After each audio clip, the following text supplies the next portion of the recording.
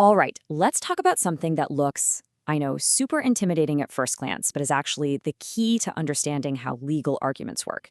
I'm talking about legal citations. And trust me, they're not just a bunch of boring technical jargon. Think of them more like a key that unlocks, well, pretty much everything. So let's get into it. Yeah, we've all been there, right?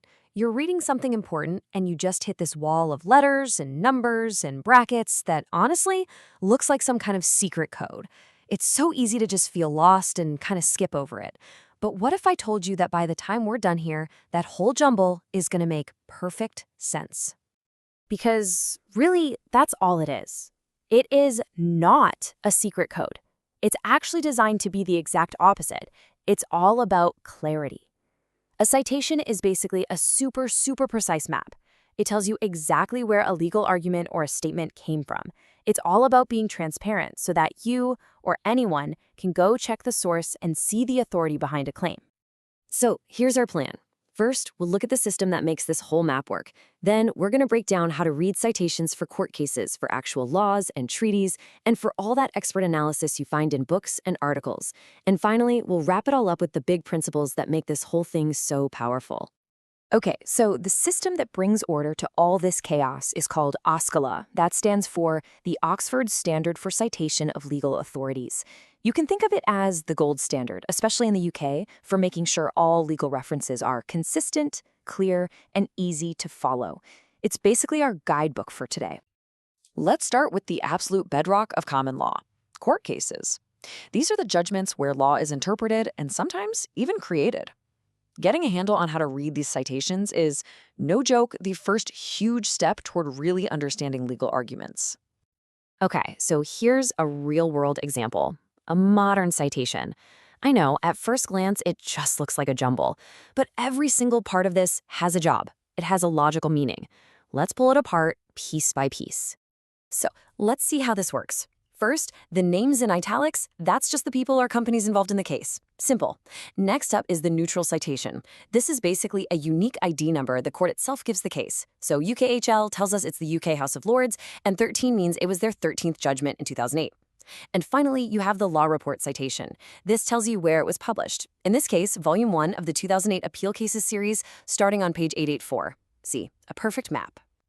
But what about older cases? From before courts started handing out these really handy neutral citations. Well, the principle's the same, but the look is a little different. You'll see the names and the law report, but look closely at the end. You get an abbreviation for the court in brackets. That little HL for House of Lords is crucial, because without it, you wouldn't know which court made the decision.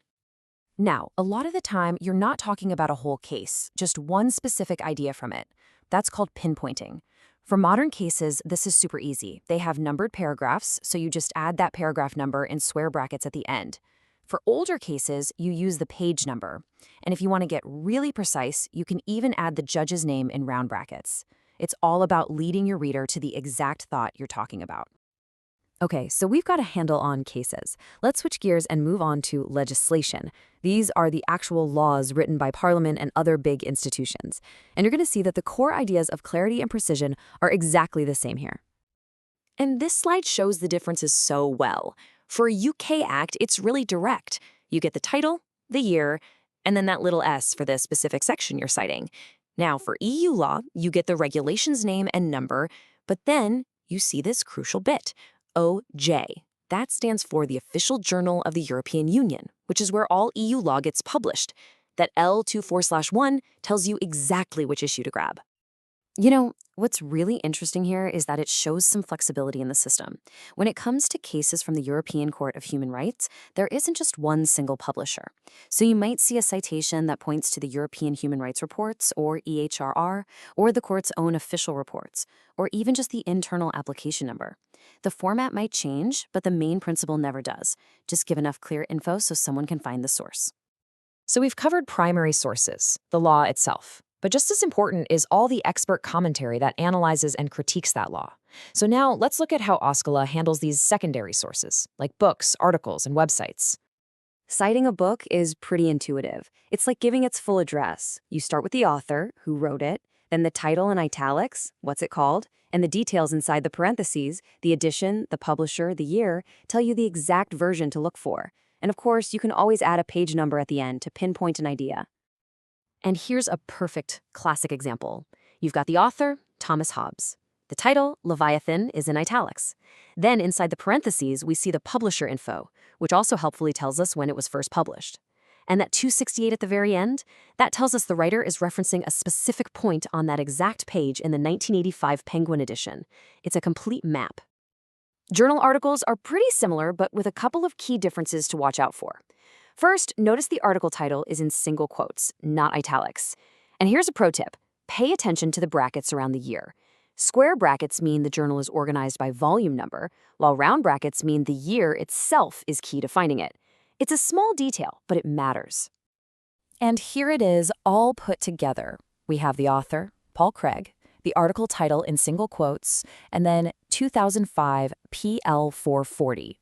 This tells us to go find the 2005 volume of the journal Public Law, that's the PL, and the article starts on page 440. It's clean, efficient, and there's just no mistaking it.